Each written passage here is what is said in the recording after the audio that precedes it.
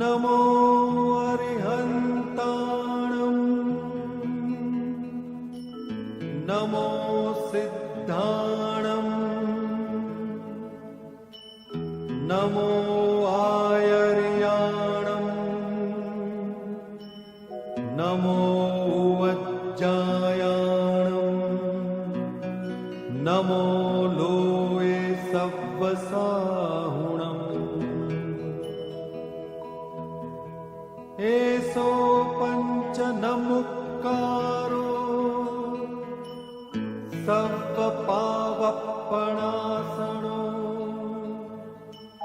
मंगलाणं च सव्वेसिं परमं हवै मंगलम्। अवन भावता जीव लहे केवल ज्ञान रे,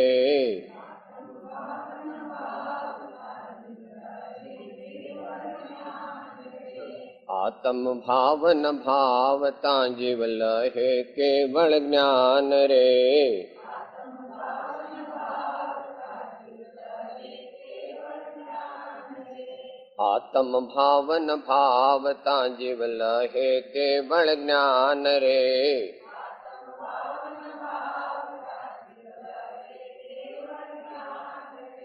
आत्म भावन भावता जीव लहे केवल ज्ञान रे,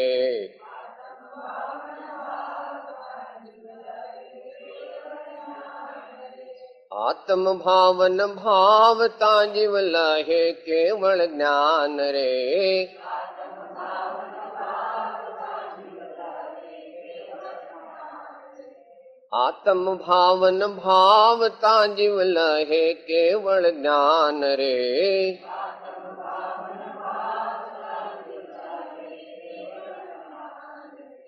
आत्म भावन भावता जीव लहे केवल ज्ञान रे,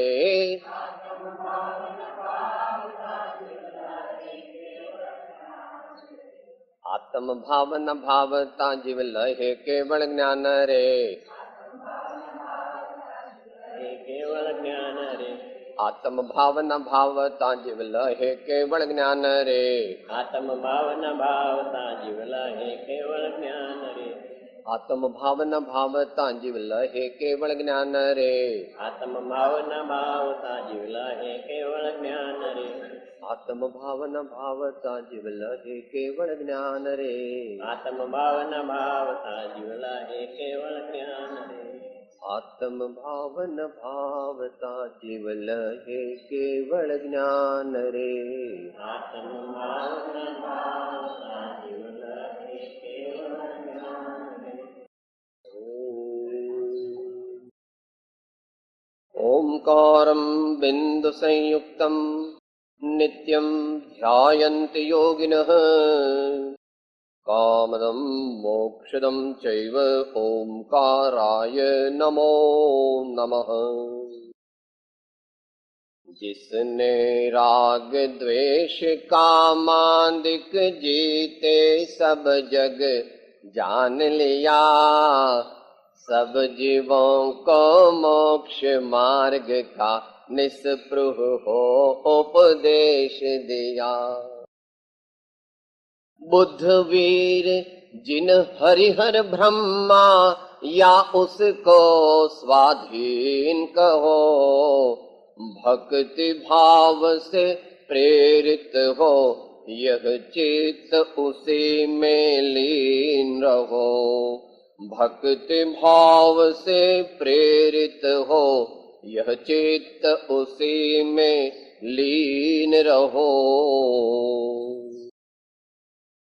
अज्ञानतिमिरान्धानां ज्ञानाञ्जनशलाकया चक्षुः उन्मीलितं येन तस्मै श्री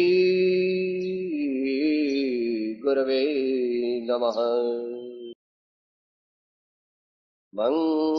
मंगलमय मंगलकरन् वीतराग विज्ञान नमो ताहि जाते ભાઈએ હરિહન આદેમ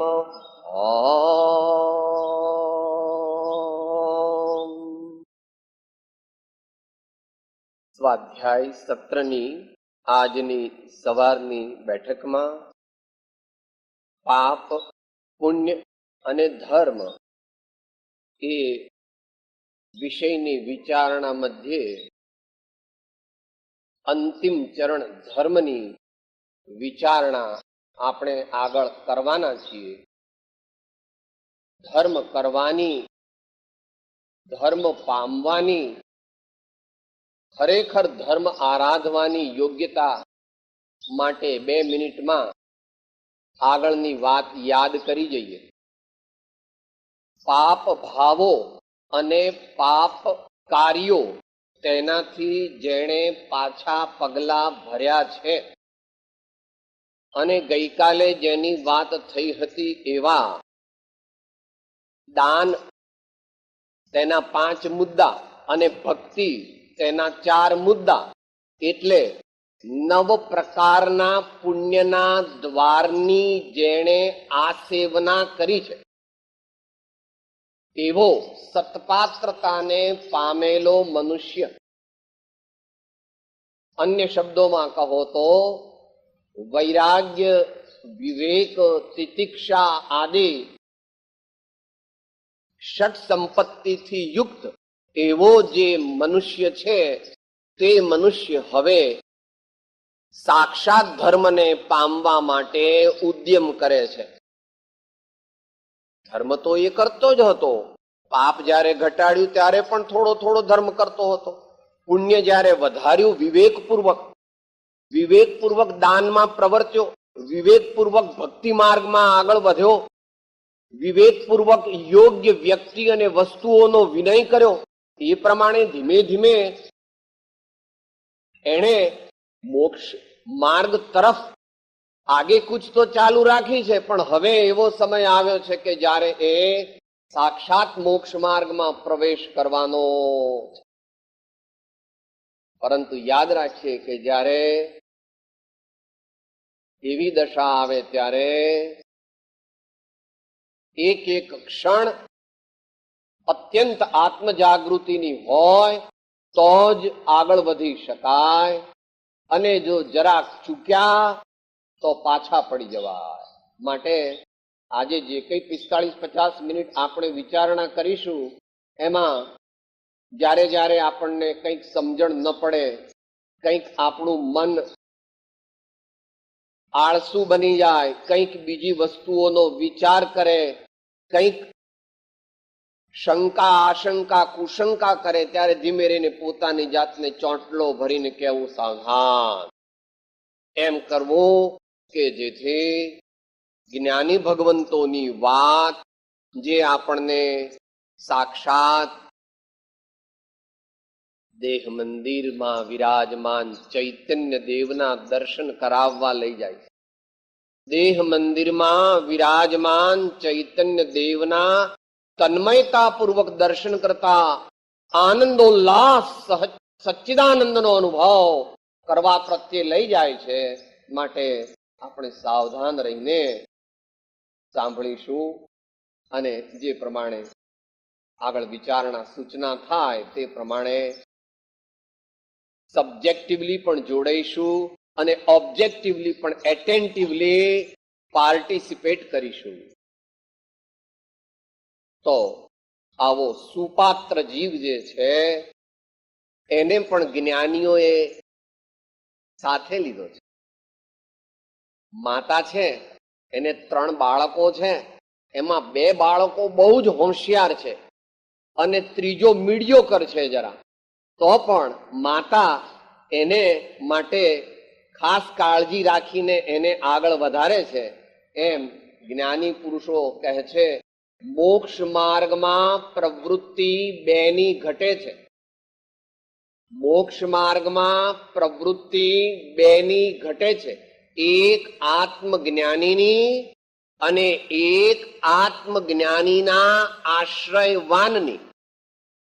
એક આત્મજ્ઞાનીની અને એક આત્મજ્ઞાનીના આશ્રયવાનની બંનેને માટે આ વાત લાગુ પડે છે.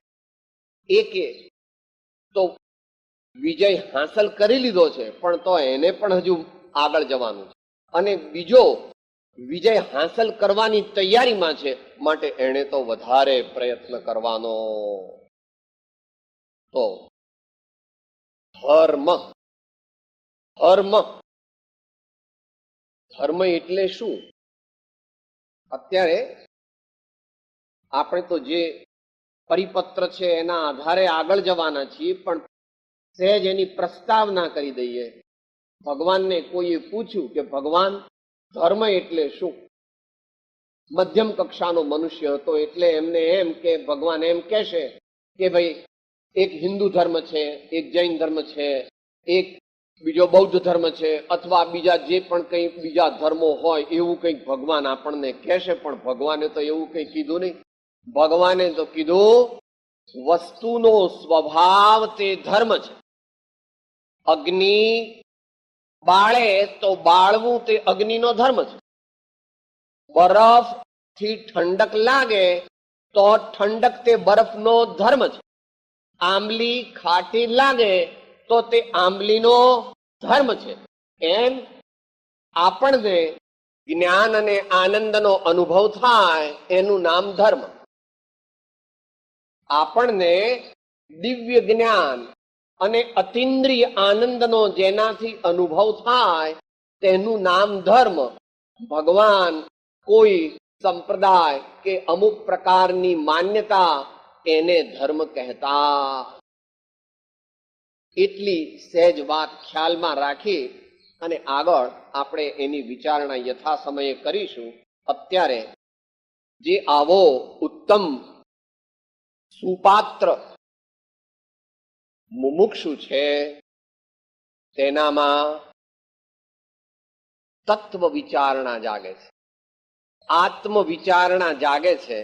એક એક લીટી આપણે બોલીશું. અમૂલ્ય તત્વ વિચાર છે એની ચોથી કડી એ પ્રશ્ન રૂપે છે, અને નીચે આત્મષટકમ જે છે એની 4 કડીઓ જે છે તે પરમાર્થની અપેક્ષાએ, એટલે નિશ્ચય નયની અપેક્ષાએ, એટલે from absolute point of view એ પ્રશ્ન જે અમૂલ્ય તત્વ વિચારમાં પૂછ્યો એનો જવાબ છે. એક એક લીટી આપણે બોલીશું. હું કોણ છું, ક્યાંથી થયો, શું સ્વરૂપ છે મારું ખરું?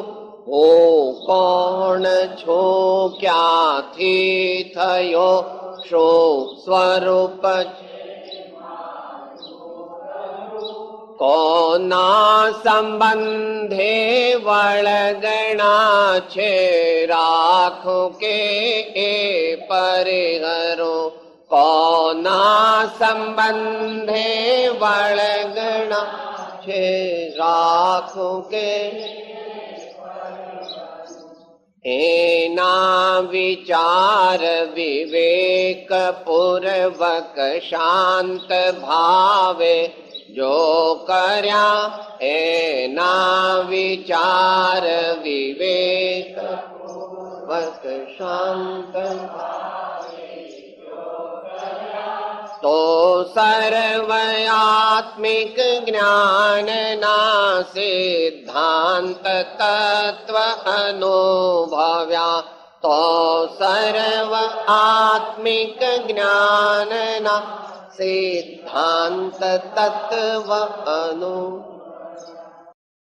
પ્રશ્ન એ પ્રશ્ન તેનો શાંત ભાવ ધારણ કરીને હવે સત્પુરુષો નિશ્ચય નહીંથી જવાબ આપે છે. થોડા નવા ભાઈઓને આશ્ચર્ય પણ લાગે અને એમ પણ લાગે કે આ તો બધી ગ્રંથોની વાતો સાહેબ, આ કઈ સાચું હોય? પરંતુ એ પરમ સત્ય છે. પ્રભુ તને બેસે તો ઠીક છે, ન બેસે તો 2, 5, 10, 25, 50 વર્ષે આ ભાવમાં ન બેસે તો 5, 25, 50, 100, 1000, લાખ ભાવમાં આ બેસાડ્યા વિના કોઈ પણ ઉપાય છે નહીં. માટે આપણને છે સંસ્કૃતમાં, પણ એ સંસ્કૃત કેવું છે? સરળ સંસ્કૃત છે. જે પદ્ધતિ અંગીકાર કરી છે તે નિશ્ચયથી, પરમાર્થથી, એબ્સોલ્યુટ પોઈન્ટ ઓફ વ્યૂથી છે. એટલે રિલેટિવ પોઈન્ટ ઓફ વ્યૂથી આન્સર નથી એનો. અને બીજું, નકારાત્મક રીતે એનું વર્ણન કર્યું છે. આત્મા શું છે એનું વર્ણન 3 લીટીમાં નકારાત્મક રીતે કર્યું છે અને 4થી લીટીમાં હકારાત્મક રીતે કર્યું છે. Negative method of narration and positive method of narration. પહેલી 3 લીટીમાં નેગેટિવ મેથડ એટલે નાસ્તિ, ન ઇતિ, આ નહીં, અને પછી આ છું એમ માત્ર ચોથી લીટી જ સાથે બોલવાની છે. 3 લીટી સાંભળવાની છે. 3 લીટી સાંભળવાની છે અને ચોથી લીટી આવે ત્યારે બોલવાનું છે. વિષયની અપેક્ષાએ પહેલી 4 કડી આપણે સાથે લઈએ છીએ.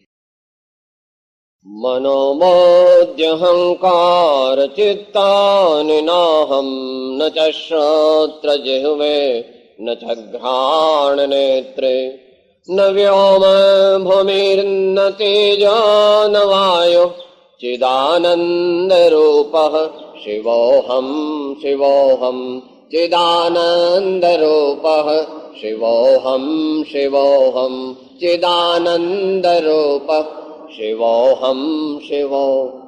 ન વા પ્રાણ સંજ્ઞો ન વૈ પંચવાયો ન વા સપ્ત ધાતુર ન વા પંચકોશ ન વાક્પાણિપાનો ન ચોપસ્થ પાયો ચિદાનંદ રૂપઃ શિવોહમ શિવોહમ ચિદાનંદ રૂપઃ શિવોહમ શિવોહમ ચિદાનંદ રૂપઃ શિવોહમ શિવોહમ. ન મે રાગ દ્વેષો ન મે લોભ મોહો મદો નૈવ મે નૈવ માત્સર્ય ભાવ ન ધર્મો ન ચાર્થો ન કામો ન મોક્ષ ચિદાનંદ રૂપઃ શિવોહમ શિવોહમ ચિદાનંદ રૂપઃ શિવોહમ શિવોહમ ચિદાનંદ રૂપઃ શિવોહમ શિવ. ન પુણ્યમ ન પાપમ ન સૌખ્યમ ન દુઃખમ ન મંત્રો ન તીર્થો ન વેદો ન યજ્ઞઃ અહમ ભોજનમ નૈવ ભોજ્યમ ન ભોક્તા ચિદાનંદ રૂપઃ શિવોહમ શિવોહમ ચિદાનંદ રૂપઃ શિવોહમ શિવોહમ ચિદાનંદ રૂપઃ શિવોહમ શિવોહમ. આ દુનિયામાં વ્યવહારિક જીવનમાં દરેક વિદ્યાર્થી આઈએએસમાં પાસ થતો નથી. કેટલું રિઝલ્ટ હોય છે ભાઈ? લેસ ધેન મે બી 0.01%. 40,000 વિદ્યાર્થીઓ બેસે એમાંથી 200-300 પાસ થાય. અને મુંબઈમાં 1 લાખ દુકાનો છે, એમાંથી સરકાર માન્ય એવી બોનાફાઇડ ઝવેરીની દુકાનોની સંખ્યા 10-12 જ છે. 1 લાખમાંથી 10 કે 12 જ છે. એમ દુનિયામાં મનુષ્યો ઘણા છે, પણ સત્ય તત્વનો વિચાર કોને જાગે છે? સત્ય તત્વનો, સત અસતનો, સ્વ પરનો, જડ ચેતનનો પરમાર્થ વિવેક કેટલાને જાગે? કોકને જ જાગે. પણ જે પોતાનું હિત ઈચ્છતો હોય તેણે વિવેક જગાડવો. વિચાર તે આત્મ પ્રાપ્તિનું મુખ્ય સાધન છે. સુવિચાર, તત્વ વિચાર, આત્મ વિચાર તે આત્મત્વ પ્રાપ્તિનું મુખ્ય સાધન છે. આત્મસિદ્ધિની ગાથા બોલીએ છે ને, શુદ્ધ બુદ્ધ ચૈતન્ય ઘન સ્વયં જ્યોતિ સુખ ધામ બીજું કહીએ કેટલું કર વિચાર તો પામ. બીજું કહીએ કેટલું કર વિચાર તો પામ. તો શું વિચાર કરવા? કે વિચાર તો પ્રભુ ધીમે ધીમે થાય. પોતે સત્પાત્રતા પ્રાપ્ત કરે અને ગુરુના સાનિધ્યમાં રહે તો ધીમે ધીમે ધીમે પોતે શીખતો જાય. એમાં અહીંયા જે વિચારણા હવે મૂકે છે એ વિચારણા શું છે? તો એક શબ્દ અમૂલ્ય તત્વ વિચારની ચોથી કડીની બીજી લીટીમાં ત્રીજો શબ્દ છે વળગણા. વળગણા જુઓ અંદર બીજી લીટીનો ત્રીજો શબ્દ વળગણા. કોઈ બહારની વસ્તુ આવીને આપણને ચોંટે એનું નામ વળગણ. વળગણ. અને કયા કયા વળગણ છે? એનો સૂક્ષ્મ અપેક્ષાએ અને સ્થૂળ અપેક્ષાએ શ્રીમદ શંકરાચાર્યજી મહારાજ નીચે જવાબ આપે. એમણે ઉત્તમ મુમુક્ષુને ખ્યાલમાં રાખીને સૂક્ષ્મ વળગણાનું પહેલું વર્ણન કરીને ધીમે ધીમે ધીમે પછી સ્થૂળ વળગણાઓનું વર્ણન કર્યું છે. He has worked out his plan of narration from inside out or from subtle to gross. પહેલા સૂક્ષ્મનું કથન કરે છે અને પછી ધીમે ધીમે ધીમે ધીમે સ્થૂળ વળગણાઓનું પણ વર્ણન કરે છે. એનું આપણે મધ્યમ કક્ષાથી વર્ણન વિચારણા કરશું. જેને તત્વજ્ઞાનનો અભ્યાસ છે, જેને સત્સંગનો યોગ કર્યો છે, જેણે જીવનમાં કંઈ જીવનના ઉચ્ચ મૂલ્યો વિશે વિચાર્યું છે, તેને વિશેષ રસ આવશે. બાકીનાને જરા ઓછો રસ આવે તો જરા ધીરજ રાખીને 2-4 મિનિટ સહન કરી લેવું. આ વર્ણન ફરીથી શુદ્ધ નયની અપેક્ષાએ, પરમાર્થની અપેક્ષાએ, નિશ્ચય નયની અપેક્ષાએ કરવામાં આવી રહ્યું છે એમ સમજવું. એમ અંતરમાં અવધારણ કરીને આનો અર્થ સમજવો. સવારથી તે રાત સુધી જે અનેક ઘાટ ઘડા કરે છે, અનેક ઘાટ ઘડ્યા કરે છે, એવું મન તે હું નથી. સવારથી તે રાત સુધી અનેક શેખ ચલ્લીના વિચારો કરી કરીને મનમાં અનેક ઘાટ ઘડ્યા કરે છે, એ મન તે મારું મૂળ સ્વરૂપ નથી. અનેક વિષયોને જાણે છે, અનેક શાસ્ત્રોને જાણે છે, અનેક ભાષાઓને જાણે છે. આજકાલ તો ભાઈ તમારી દુનિયામાં જ્ઞાન બહુ વધી ગયું છે. હા, વ્યવહાર જ્ઞાન બહુ વધી ગયું છે આજકાલ. તમે પણ કહો છો અને પાછા બહુ આમ મુજ પર તાલ મૂકીને કહો છો, સાહેબ એ કઈ તમારા જેવાનું કામ નહીં.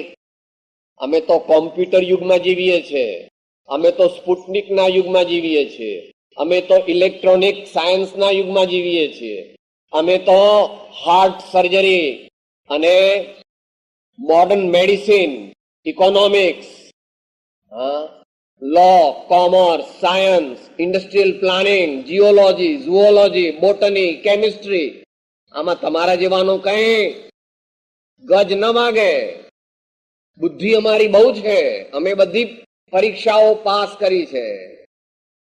અહીં આચાર્ય કહે છે એવી બધી ભાષાઓ, એવા બધા માત્ર ધર્મના પુસ્તકો બાહ્ય રીતે જે વાંચે છે, પાંડિત્ય બતાવવા માટેનું જેનું પ્રયોજન છે, અને વાદ વિવાદ અને વિતંડાવાદ કરવા માટે જે પોતાની બુદ્ધિનો ઉપયોગ કરે છે, એવા ભાવ તે મારું સ્વરૂપ નથી. એવી બુદ્ધિ તે મારી નથી. એવી બુદ્ધિ તે મારું સ્વરૂપ નથી. ત્રીજી વાત ઇદમ મમ ઇદમ અહમ, આ મારું છે, આ હું છું. એમ જગતના પદાર્થોમાં જે અહંકાર અને મમકારના ભાવ થાય છે તે પણ મારો સ્વભાવ નથી. દુનિયાના પદાર્થોમાં આપણને આ હું છું એની થોડી ડિટેલ આગળ લેવાના છે. આ હું છું, અજ્ઞાની જીવોને સૌથી પ્રથમ આ હું શેમાં લાગે છે? શરીરમાં. કારણ કે સૌથી નજીક સ્થૂળ પદાર્થ કયો છે? શરીર. આપણી સૌથી નજીક આપણો ફર્સ્ટ ગ્રોસ નેબર કોણ છે? આપણો પ્રથમ દેખાય એવો પડોશી કોણ છે? એટલે આપણને કાયમ એવું રહ્યા કરે છે, સાહેબ હું પાતળો છું, સાહેબ હું જાડો છું, સાહેબ હું ઊંચો છું, સાહેબ હું ઠીંગણો છું, સાહેબ હું ગોરો છું, સાહેબ હું કાળો છું, સાહેબ મારી મૂછો આવી છે, સાહેબ મારા પગ આવા છે, સાહેબ મારી છાતી આવી છે, સાહેબ મારા હાથ આવા છે. એવું બધું આગળ થોડું એનું વર્ણન આવવાનું છે. એ જગતના પદાર્થોમાં અહંકાર મમકારની બુદ્ધિ, તેને જ જ્ઞાનીઓ અજ્ઞાન કહે. ક્યાં આવે છે ભાઈ? વચનામૃતમાં ક્યાં આવે છે? 6 પદનો પત્ર 493. અનાદિ કાળથી ઉત્પન્ન થયેલો એવો જીવનો અહંભાવ મમત્વ ભાવ તે નિવૃત્ત થવાને અર્થે આ 6 પદની જ્ઞાની પુરુષોએ દેશના પ્રકાશી છે. અહંકાર મમકાર, અહંકાર મમકાર એ ભ્રાંતિની ઉત્પત્તિ છે, અજ્ઞાનની ઉત્પત્તિ છે. અવિદ્યાથી આ જીવ જગતના પદાર્થોને પોતાના માને છે. બની જતા નથી હો. આપણે માતાઓ દીકરાનું બહુ હોય તો આમ ખોળામાં રાખે, માં તું 80-90 વર્ષની થાય અને પછી તને એમ લાગે કે હવે તો મારે જવાનો ટાઈમ થયો, તો 2 દીકરાને કે મારા પગ પકડી રાખજો હો, મારી સાથે આવજો તમે. માં આ શરીર તારી સાથે ન આવે તો દીકરા ક્યાંથી આવે? તને બહુ વાલા છે પણ માં એ ભૂલી જા, તું માં નથી, તું આત્મા છે. અને દીકરા માનવાના છોડીને મિત્ર પુત્ર એમ માન. દીકરા છે ને મિત્ર પુત્ર છે, આપણા પુત્ર નથી. મિત્ર પુત્ર એમ કહેતા સ્વાર્થ જતો રહે છે, મોહ જતો રહે છે. પછી પ્રેમ રહે છે, પ્રેમ તો આગળ સુધી રહે છે. પ્રેમ મોક્ષ માર્ગમાં બાધક નથી. મોહ અને સ્વાર્થ મોક્ષ માર્ગમાં બાધક છે. પ્રેમ મુખ્યપણે મોક્ષ માર્ગમાં બાધક નથી. સ્વાર્થ અને મોહ તે મોક્ષ માર્ગમાં બાધક છે. માટે અહંકાર ભાઈઓને કારખાનાનું ને મિલોનું ને પેઢીનું અને પૈસાનું બહુ હોય. આ મારી પેઢી, આ મારા પૈસા. પેલી હસવાની વાત આવે છે ને, પેલા શેઠ માંદા પડ્યા અને પછી છેલ્લા પથારી હતા તે પછી પેલો નાનો છોકરો કે છે બાપુજી હું અહીંયા છું, કઈ ચિંતા ન કરતા. તે પેલો બીજો ક્યાં ગયો? તો કે આ બાજુ છે. કે ત્રીજો ક્યાં ગયો? તો કે છે બાપુજી આપના માથું દાબે છે ને. અને કે ચોથો ક્યાં છે? એ કે તમારા માટે પાણી લેવા ગયો છે. તો કે બધા અહીંયા મર્યા છો તો દુકાને કોણ મર્યો છે? તમે બધા અહીંયા ટળ્યા છો તો દુકાને કોણ ટળ્યું છે? અરે મરતા મરતા પણ ડોસો કે છે કે હે દીકરાઓ તમે દુકાન સાચવો, હું મરી જવું કે ન મરી જવું એનો વાંધો નથી, પણ દુકાન બરાબર ચાલવી. આપણી વાત ચાલે છે હો, આપણે કયા કોની વાત છે સાહેબ? આપણી વાત ચાલે છે. અહંકાર, આ પેઢી મારી, આ કંપની મારી. ઠીક છે, આજીવિકા અર્થે કઈનો કઈ ઉદ્યમ કરવો પડે. કઈ દુકાન હોય, કઈ પેઢી હોય, કઈ દવાખાનું હોય, કઈ હોસ્પિટલ હોય, કઈ એવી ઓફિસ હોય, કઈ હોય. ઠીક છે, એ આજીવિકાનું સાધન છે, પણ જીવનનું અંતિમ ધ્યેય તે નથી. અને તે તો સાચે જેમ માતાઓને કીધું કે ભાઈ તમે દીકરાને ગમે તે રામ ચોંટાડી રાખો, પણ દીકરા કઈ તમારી સાથે આવે નહીં. આત્મા એકલો આવે અને આત્મા એકલો જાય, એની સાથે તો આવે એના સંસ્કાર, પાપ અને પુણ્ય. આત્મા એકલો જ આવે, એકલો જ જાય, એની સાથે કોઈ પણ આવે નહીં. આ શરીર પણ આવે નહીં. કે સાહેબ ભગવાનને લાગુ પડે કે નહીં? ભગવાનને પણ લાગુ પડે છે, પરંતુ ભગવાન સૂક્ષ્મ દ્રષ્ટિએ વિચારણા કરવામાં આવે ત્યારે ભગવાન ભગવાને પાપ અને પુણ્યનો નાશ કરી નાખ્યો અને સંસ્કારોનો પણ નાશ કરી નાખ્યો છે. માટે ભગવાન મરતા નથી, પરંતુ ભગવાન સિદ્ધ થઈ જાય છે. ભગવાન મરતા નથી, ભગવાનની સાથે પાપ પુણ્ય ને સંસ્કાર જતા નથી, કારણ કે જ્ઞાનપૂર્વકના તપ દ્વારા તેમણે સર્વ સંસ્કાર પાપ અને પુણ્યનો નાશ કર્યો છે. તેથી તેઓ જ્યારે તેમનો આત્મા જ્યારે દેહ છોડે છે ત્યારે તેઓ સિદ્ધ લોકમાં અનંત કાળ સુધી અનંત આનંદને પામીને અનંત કાળ સુધી એ રીતે સહજાનંદનો અનુભવ કર્યા કરે છે. એનું નામ પરમાત્મા, એનું નામ સિદ્ધ. એનું વર્ણન ગુહ્ય રીતે દરેક શાસ્ત્રોમાં આવે છે. શ્રીમદ રાજચંદ્રજીએ પણ એનું વર્ણન કર્યું છે અને ગીતામાં, શ્રીમદ ભગવદ્ ગીતામાં પણ એનું વર્ણન છે. શું વર્ણન આવે છે અપૂર્વ અવસરમાં? સાદે અનંત અનંત સમાધિ સુખમાં અનંત દર્શન જ્ઞાન અનંત સહિત જો.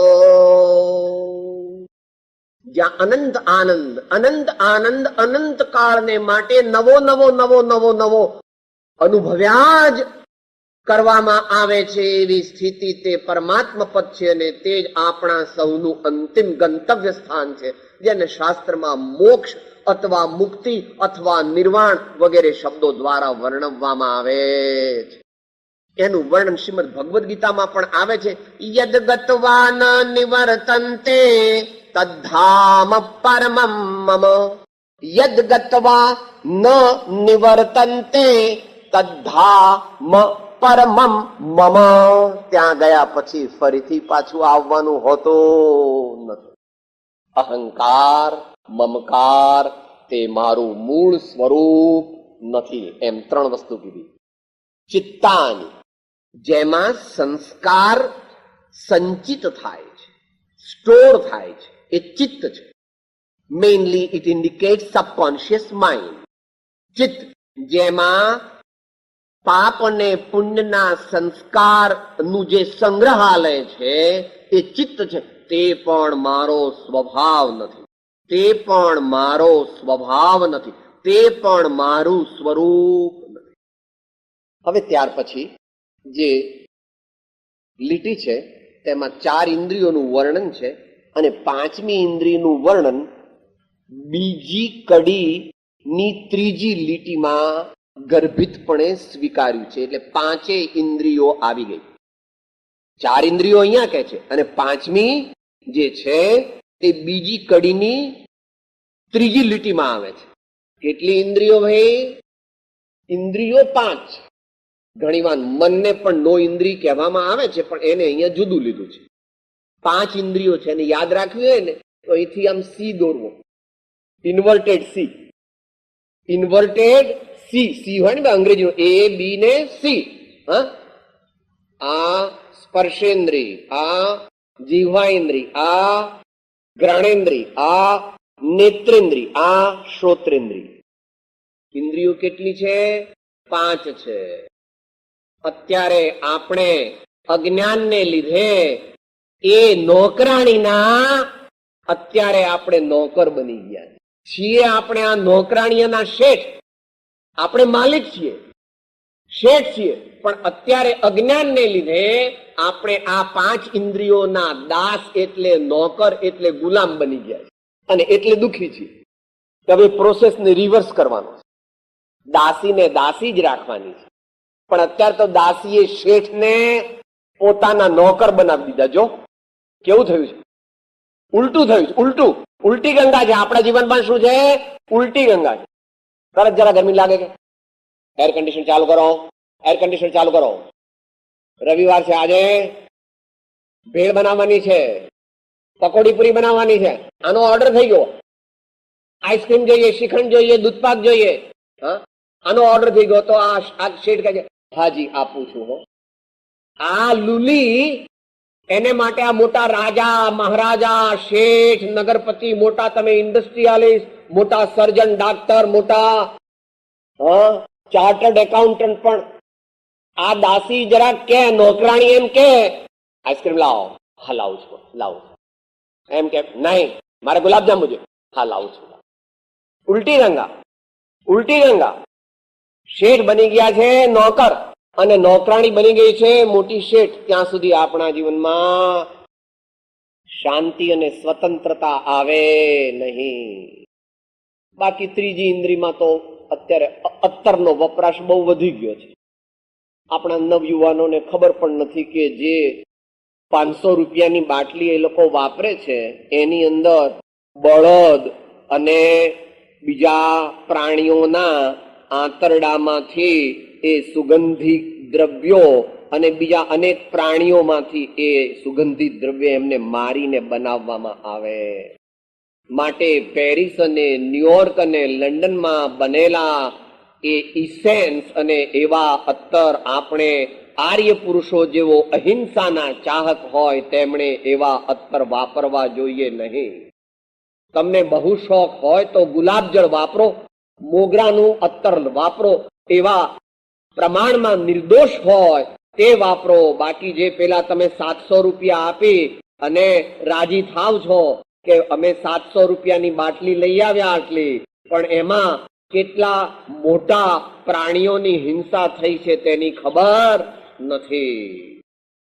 એવી રીતે ઉકરડા પાસેથી કે કોઈ એવી વિષ્ટાના પાસેથી પસાર થઈએ ત્યારે એકદમ દુગંછા કરવી નહીં. સમતા આપણે સાધવાની છે મુમુક્ષુ તરીકે.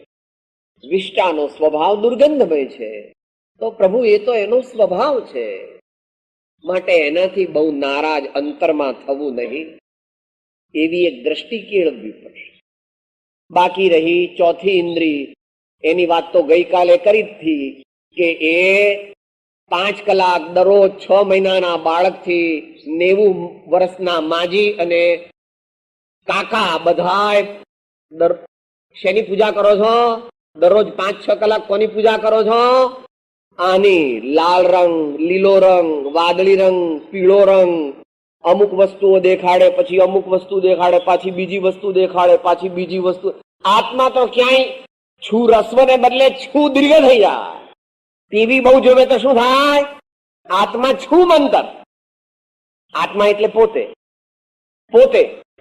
જ પોતાનું ખૂન કરી રહ્યો છે, પરંતુ જેમ દારૂડિયાને ખબર નથી કે આ દારૂ પીને હું છાકતો થઈ ગયો, તેથી મારું શરીર નષ્ટ થઈ જશે, હોજરીમાં ચાંદા પડશે, લીવર ખલાસ થઈ જશે, લોહીની ઉલટીઓ થશે અને જ્ઞાન તંતુઓનો નાશ થશે. એવી બધી વસ્તુઓ પેલો દારૂડિયો ભૂલી જાય છે અને દારૂ પીવામાં મસ્ત છે. એમ આપણે ટીવી જોવામાં મસ્ત છીએ અને આપણે આપણા સંસ્કાર, આપણા જે સત્સંગ અને સતશાસ્ત્ર, આપણી બાળકો પ્રત્યેની ફરજ, આપણી પતિ અને પત્ની પ્રત્યેની ફરજ, આપણી ભણવાની અને વેપાર ધંધાની ફરજ, આપણી પડોશીઓને આવકારવાની ફરજ, એ બધું ભૂલીને આ પેલા ચોથી ઇન્દ્રિયના નશામાં લાગી ગયા છીએ. તેનો વિવેકપૂર્વક ઉપયોગ કરવો જોઈએ. વાંધો નહીં, હેડલાઇન્સ તારે જોવાની હોય, વરસાદ ક્યાં કેટલો પડ્યો એ સામાન્ય જાણવાનું હોય, તારા ધંધા અંગેની કઈ માહિતી હોય, અથવા માતાઓને માટે કઈ સારા પ્રોગ્રામ બપોરે આવતા હોય, ઠીક છે, અડધો કલાક જોઈ લીધું, પણ કઈ આપણે એની પાછળ ગાંડા ન બનાય. અને જો બની જઈએ તો સમજવાનું કે હવે આપણું જીવન એ ઘોર અંધકાર તરફ ચાલ્યું જઈ રહ્યું. અને ચોથી ને પાંચમી બે સાથે છે, કારણ કે એમાં પેલું બધું વગાડે ને ભાઈ, જુદી જુદી જાતના પોપ મ્યુઝિક ને ફલાણા મ્યુઝિક ને, એટલે એમાં પણ આ જીવ પોતાના સાચા સ્વરૂપને ભૂલી જાય છે. આગળ આવી ગઈ તી વાત, ક્ષણ ક્ષણ ભયંકર ભાવ મરણે કા અહોરાચી રહો. ક્ષણ ક્ષણ ભયંકર ભાવ મરણે કા અહોરાચી રહો. 9 વસ્તુઓ પૂરી થઈ ગઈ. 9 વસ્તુ પૂરી થઈ ગઈ. હું મન નથી, હું બુદ્ધિ નથી, હું અહંકાર નથી, હું ચિત્ત નથી, હું સ્પર્શેન્દ્રિય નથી, હું જીહવા ઇન્દ્રિય નથી, હું ઘ્રાણ ઇન્દ્રિય નથી, હું નેત્ર ઇન્દ્રિય નથી, હું શ્રોત્રેન્દ્રિય નથી. આ 9 વસ્તુઓ હું નથી. 5 ને 4 ગયા, 9.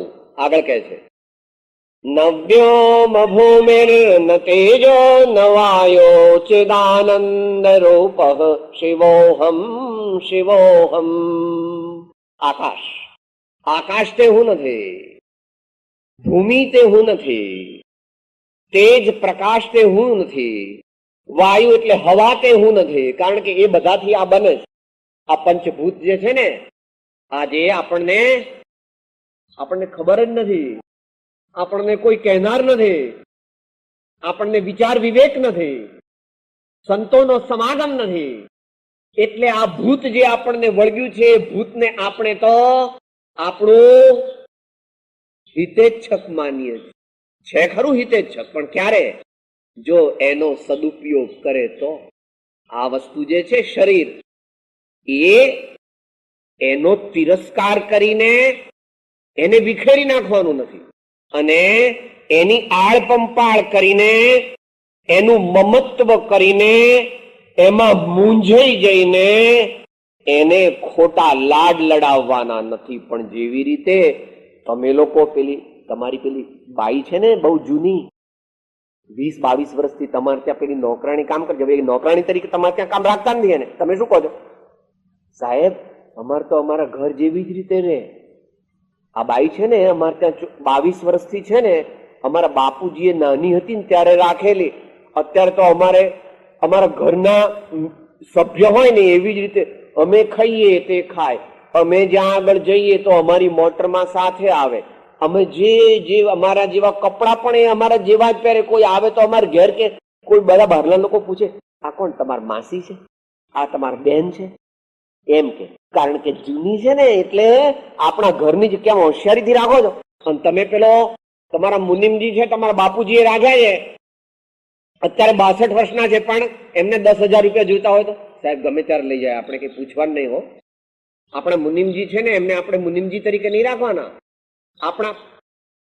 અમે તો ગયા વર્ષથી એમને 1 આની ભાગ કરી આપ્યો છે. એમનો 3,000 પગાર તો ખરો જ, પણ જેટલો નફો થાય એમાં 1 આની ભાગ. કેમ? સાહેબ કેટલું કામ કરે છે. આખી આ દુકાન અમારી જ છે એવું માનીને સવારે 8 વાગે આવી જાય ને રાતના 9 વાગે જાય, અને સીઝન હોય ત્યારે તો રાતના 11 વાગ્યા. એનો સદુપયોગ આ છે, એનો સદુપયોગ કરવાનો છે. આ ભાઈ જે છે એને ગઈકાલ વાત થઈ ગઈ હતી એટલે આગળ લેતા નથી.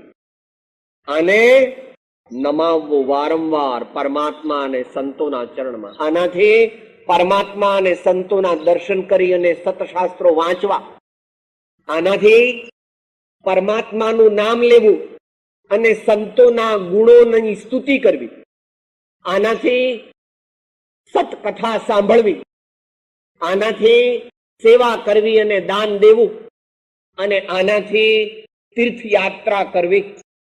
અર્થાત આ શરીર છે તેને મિત્ર તરીકે રાખી તેની પાસેથી જોઈતું કામ કઢાવીને પછી એને યોગ્ય દાળ ભાત રોટલી શાક મગ, અને કોઈક વાર તમારે રવિવારે આજનો દિવસ હોય તો થોડું ઘણું કઈ ગોળ બોળ કે શીરો આપવો હોય તો વાંધો નથી, પણ પ્રમાણસર આપજો, નહીં તો સીધા 4 વાગી જશે. 12:30 1 વાગે જરા સાહેબ જરા દબાવીને આટલો એટલો બધો શીરો ન ખવાય. આપણે મુમુક્ષુ કેટલો શીરો ખાય, નહીં તો ઘેન ચડે અને સ્વાધ્યાય રહી જાય બાજુમાં, ભક્તિ રહી જાય બાજુમાં, અને મોટી સમાધિ એમની 4 વાગે તૂટે ત્યારે ઓહો આ તો ટાઈમ થઈ ગયો. આનો આપણે સદુપયોગ કરવાનો છે. એ વાત કે છે એ જે 5 જે તત્વો છે તેનાથી બનેલું શરીર તે હું નથી. ચિદાનંદ રૂપ શિવોહમ શિવોહમ. એ આપણે છેલ્લે લઈશું. ટૂંકમાં જે દેખાય છે તે મારું સ્વરૂપ નથી. જે દેખનારો છે તે મારું સ્વરૂપ. જે જણાય છે તે હું નથી, પણ જાણનાર તે હું છું. જે જણાય છે તે હું નથી, પણ જાણનારો એ મારો મૂળ સ્વભાવ છે, એ મારું મૂળ સ્વરૂપ છે. આ સૂત્ર સમજવા માટે જ સર્વ સાધન છે. હજારો સાધનો ભગવાને બતાવ્યા છે. આટલી તીર્થયાત્રાઓ, આટલું દાન, આટલું બ્રહ્મચર્ય, આટલો ત્યાગ, આટલો કેશલોચ, આટલી ક્ષમા, આટલા પ્રકારના સતશાસ્ત્રો, આટલા પ્રકારના જે કઈ ઉપવાસ, પ્રાયશ્ચિત ને વિનય અને બધી દીક્ષાઓ અને અનેક પ્રકારના જે તપ કરો છો, આ બધું શેને માટે છે? જાણનાર તે જાણનાર રૂપે અનુભવો અને જે જણાય છે તેમાં મારું ચિત્ત અટકાવી દઉં નહીં. આ જે પણ કઈ દેખાય છે અને જણાય છે તે હું નથી, પણ આ બધું જેનામાં ઝળકે છે, આ બધું જેનામાં પ્રતિબિંબિત થાય છે, એ હું છું, એ ચૈતન્ય હું છું. એ વાત શ્રી સદગુરુદેવના ચરણ કમળની ઉપાસનાથી ક્રમે ક્રમે સિદ્ધ થાય છે. તેવા બ્રહ્મનિષ્ઠ, આત્મનિષ્ઠ, આત્માનુભવી, પૂર્ણ પવિત્ર, સંયમી ધર્માત્મા, તેમના ચરણ કમળની સેવાથી ધીમે ધીમે આત્મા જાગે છે. એવી સંતની એક વાત છે, गुरु के उपदेश समागम से जिसने अपने घट भीतर में ब्रह्मानंद स्वरूप को जान लिया. गुरु के उपदेश समागम से जिसने अपने घट भीतर में ब्रह्मानंद स्वरूप को जान लिया. उन साधन और किया न किया, उन साधन और किया न किया. नाम लिया प्रभु का जिसने, ध्यान किया आत्म का जिसने, उन्हें और का ध्यान किया न किया, उन्हें और का नाम लिया न लिया. नाम लिया प्रभु का जिसने. હવે આગળ કે છે, નવા પ્રાણ સંજ્ઞો નવૈ પંચવાયુ. જ્યારથી જન્મ્યા ત્યારથી આ શ્વાસ અંદર લઈએ છીએ અને બહાર જાય છે, અંદર લઈએ છીએ અને બહાર જાય છે. શ્વાસોશ્વાસની ક્રિયા, તે શ્વાસોશ્વાસના જે એલિમેન્ટ્સ છે, it is constituted by oxygen, nitrogen, carbon dioxide, water vapor and the rest of it. That is not my true self. I am the knower. ચિદાનંદમય હો. સંજ્ઞો, અનાદિકાળના સંસ્કારથી આહારની સંજ્ઞા, પરિગ્રહની સંજ્ઞા, નિદ્રાની સંજ્ઞા, મૈથુનની સંજ્ઞા, ભયની સંજ્ઞા, એમ જુદા જુદા આચાર્યના મત છે. સંજ્ઞા દરેક માણસને આહાર પર એની દ્રષ્ટિ જાય છે, તો એ બીજી 5 પ્રકારની કે 4 પ્રકારની સંજ્ઞા છે, એ આપણું સ્વરૂપ નથી. આગળ પાછા એને જુદું પણ કહેવાના છે. વાયુ, વાયુના અનેક પ્રકાર યોગ શાસ્ત્રમાં એનું વર્ણન આવે છે. પ્રાણવાયુ, અપાન વાયુ, વ્યાન વાયુ, સમાન વાયુ અને ઉદાન વાયુ, એવા 5 પ્રકારના વાયુ છે. તે મારું સ્વરૂપ નથી. 7 ધાતુ જેનાથી આ શરીર બન્યું છે, માંસ, મજ્જા, હાડકા, લોહી, વીર્ય આદિ જે 7 વસ્તુઓથી, મુખ્ય વસ્તુઓથી આ બનેલું, તે મારો સ્વભાવ નથી. હું એનો જાણનાર છું.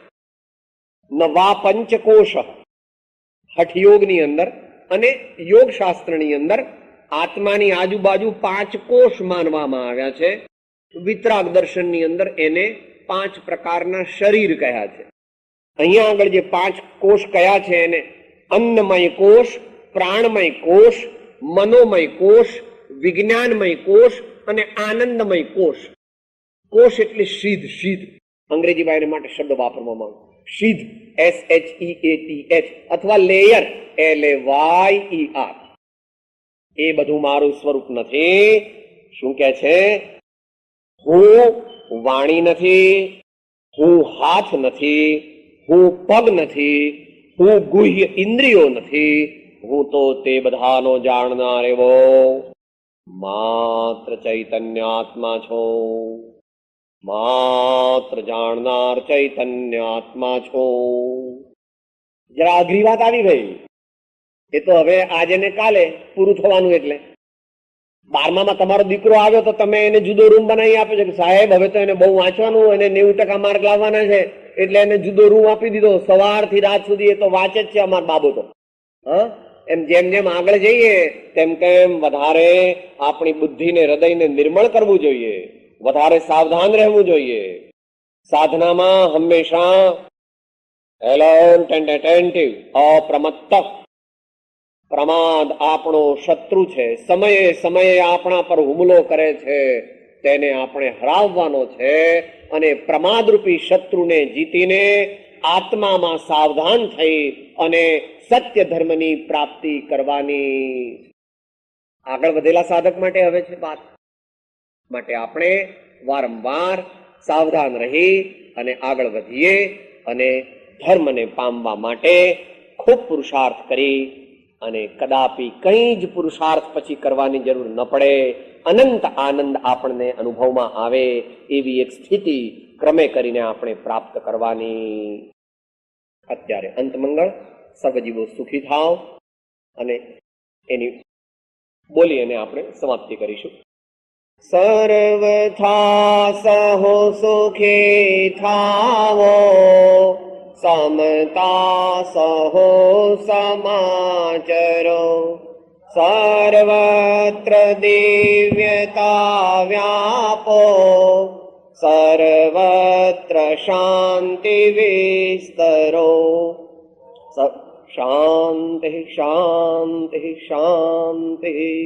સદગુરુ દેવ કી, પરમ કૃપાળો દેવ કી, ત્રિલોકના નાથ કી, સબ સંતન કી આનંદ. હું આત્મા છું, આપનો સેવક છું, સૌનો મિત્ર છું.